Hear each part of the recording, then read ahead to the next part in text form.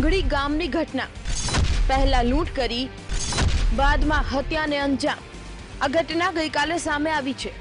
આ એક ઘટનાને કારણે પૂરા જિલ્લામાં ચકચાર મચી ગઈ છે।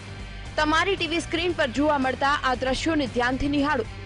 એક ઘટનાને કારણે પૂરો પરિવાર દુખી થઈ ગયો છે। નામ સંજય બીજલભાઈ પરમાર, રહેવાસી ગાંગડી ગામ, ઓળખ માતાજીના ભુવા। ફોટોમાં જોવા મળતો આ છે સંજય પરમાર। આ સંજયનો પરિવાર ગાંગડી ખાતે વાડી વિસ્તારમાં રહે છે। છૂટક મજૂરી કરી અને માતાજીના મઢમાં પૂજા પાઠનું કામ કરે છે। ગઈકાલે કેટલાક બુકાનીધારીઓ આ સંજય પરમારના ઘર પર ત્રાટક્યા હતા। તસ્કરોએ પહેલા સંજયને ઘર બહાર કાઢી તેના પર જીવલેણ હુમલો કર્યો। બાદમાં તેની પત્ની રાધાબહેનને દોરડા વડે બાંધી દઈ ઘરમાં રહેલ ચાંદીના દાગીનાઓ તેમજ રોકડ રકમની લૂંટ કરી નાસી ગયા। આ લૂંટની ઘટનામાં સંજય પરમારને ગંભીર ઈજા પહોંચી હતી। લૂંટ પહેલા તસ્કરોને ગંધ આવી। સંજયભાઈ અને તેનો ભાઈ વિજયભાઈ માતાજીના ભુવા છે અને તેમની પાસે રોકડ તથા દાગીના હોવાનું આ બુકાનીધારીઓને ગંધ આવી ગઈ હશે અને તેના કારણે જ આ લૂંટ અને હત્યા કરી હોવાનું પ્રાથમિક તબક્કે બહાર આવ્યું છે। આ ઘટનાની જાણ થતાં ભાવનગર જિલ્લા પોલીસ વડાનો કાફલો ગાંગડી દોડી ગયો હતો। પોલીસે રાતોરાત તપાસ આદરી છે। પૂરા મામલે મૃતકનો ભાઈ શું કહે છે તે જાણીએ। અને કિલોના પગના કરડા અને તોલાની બીજ અને તોલાના કાંપ એટલા લીન અને ઘરમાં 50,000 રૂપિયા રોકડા અને ઘરમાંથી લૂંટ કરીને વી ગયા। કેટલા જણા હતા ને શું હતું? 5 જણા હતા। મોટા મોંઘા બાંધેલા હતા, ઓળખાયા નહીં। સ્થાનિક વિસ્તારમાં ભયનો માહોલ।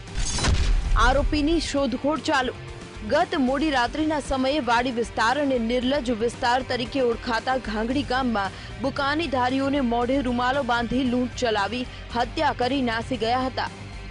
આમ તો ગત મોડી રાત્રે હુમલાનો ભોગ બનેલ સંજયભાઈને ભાવનગરની સિવિલ હોસ્પિટલમાં ખસેડાયો હતો, જ્યાં તેનું સારવાર દરમિયાન મોત થતા આ ઘટના હત્યામાં પરિણમી છે।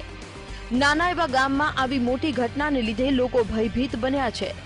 જો કે પોલીસે લૂંટ વિથ મર્ડરનો ગુનો દાખલ કરી આગળની કાર્યવાહી હાથ ધરી છે। હથિયારો સાથે હુમલો કરેલ છે, જેમાં ફરિયાદી જે વાઘાબેન છે એમના પતિનું મરણ ગયેલ છે। ફરિયાદી વાઘાબેનને પણ આંખના ભાગે અને ઉપર વાગેલું છે।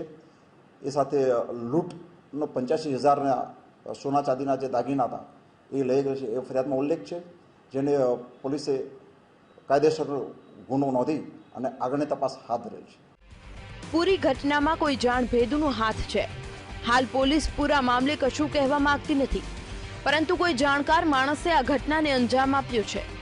હાલ પોલીસે અજાણ્યા શખ્સો વિરુદ્ધ ગુનો દાખલ કરી વધુ તપાસ તેજ કરી છે। આરોપી જ્યારે ઝડપાશે ત્યારે વધુ વિગત સામે આવશે।